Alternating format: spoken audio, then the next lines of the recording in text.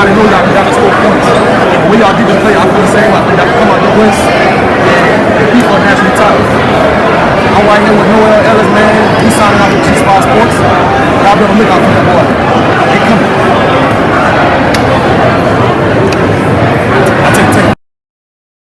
Thank y'all for tuning in to G-Sportz once again.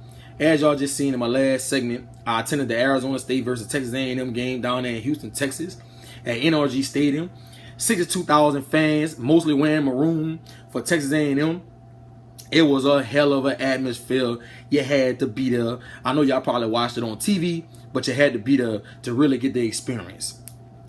Very, very impressed with Texas A&M coming out of this game, especially how, Curb Street and a lot of the analysts picked Arizona State to beat them. Arizona State came into this game ranked 50 in the country. Texas A&M wasn't ranked for some strange reason, but that's how it happened to you. Arizona State came into this game really thinking they was going to put up a whole bunch of points against this Texas A&M team, but John Chavis, the new defensive coordinator that came from LSU, had other plans. He has this defense looking very, very aggressive. They look way more revamped than they did in the last 2 or 3 years. They had a total of 10 sacks on the game, and they held a potent offense like Arizona State under 300 yards total offense. Kudos to John Chavis, man. And if this defense is going to play like this all season long, y'all better watch out for Texas A&M to try to win the SEC, because you know they're going to put up points. I want to apologize for the technical difficulties I had during the segment with Noel Ellis Jr., who was back there in the back with a lot in the locker room. Whole bunch of noise, whole bunch of commotion, a lot of, that's my fault. I apologize to all my viewers. Basically, in the segment, I was asking him, how he felt playing his first game since he redshirted last year after being diagnosed with the diabetes, and he just was saying how happy he was and how humbled he was by being redshirted and knowing that this is a game that he really loves, and it just felt good being back out there. I also asked him about the role John Chavis has in playing in that nickel cornerback, kind of using him like a Tyrann Mathieu like he did when he was at LSU. And I counted, they blitzed Noel Ellis Jr. 12 times on the game. And he said he really, really likes the role that John Chavis has in playing. He likes the aggressive man-to-man defense he likes to play. That's one of his best attributes. And he just thinks that this defense is going to get even better as the season goes on. I told him to give me a prediction, and he said he feel like they're going to be in Atlanta for the SEC championship when it's all said and done. So shout out to my boy Noel Ellis Jr., man. Y'all be on the lookout for him this season, man. He is coming. He coming. Y'all be on the lookout for him. Y'all let me know what y'all think about Texas A&M. Do y'all think they could come out the SEC? Or y'all think I'm being a prisoner of the moment? Y'all let me know. It's G-Sportz. Last night I got to watch the Serena versus Venus match at the U.S. Open. I didn't get to catch it live, man. I was mad I didn't get to catch it live, but I got to watch the playback. And, it just make me think about, when I was younger watching these two, when they used to wear the beads in their head, and just how far they have come in the game of tennis. And nobody thought that two girls, from Compton would be doing what they're doing right now. I know Serena is a way better tennis player than her sister, but Venus is very good in her own right. And a lot of people just don't understand that, at the age they're playing it, 35, 36, I think they're playing it, and playing at a high level like that, that's not easy. That's not easy. The wear and tear on your body over the years, and especially for Serena, man. Playing at that kind of level and not falling off, it's remarkable.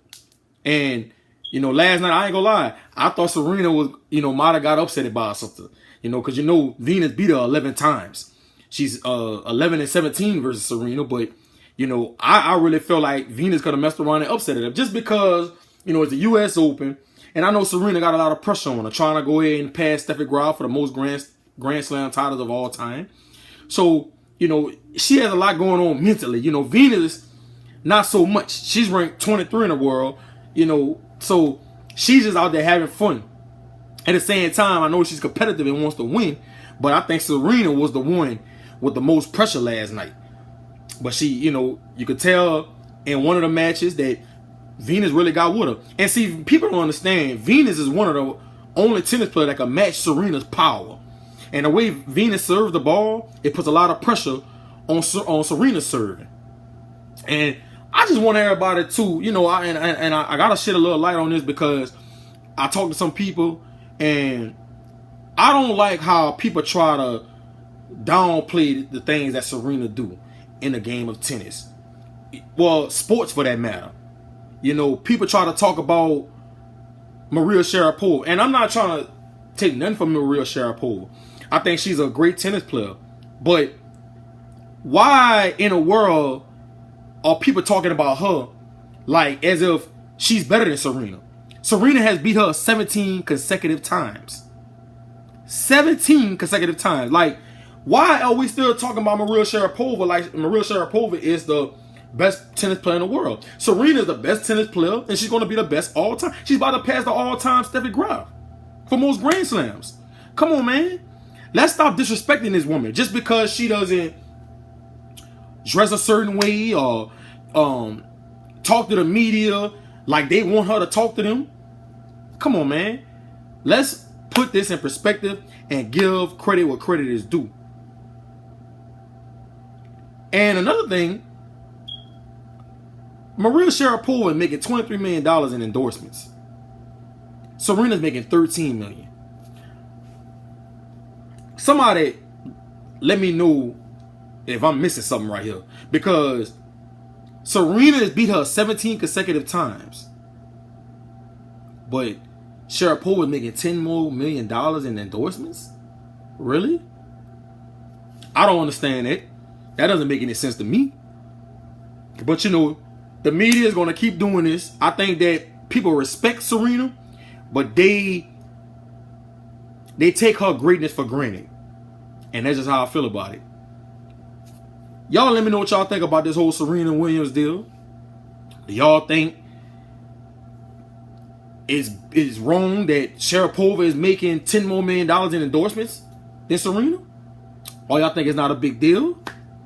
Do y'all think the media doesn't respect, or I ain't gonna say don't respect, do y'all think the media doesn't give Serena the credit that she deserves far as greatness goes? I want to know y'all opinion on this. It's G-Sportz. Let me know. Man, the performance Ohio State put on Monday night against Virginia Tech really got the whole nation attention. And I knew that they had a good team, but I didn't know they was that doggone good. 12 gauge, Cardell Jones. Boy, you should be starting for a handful of teams right now in the NFL.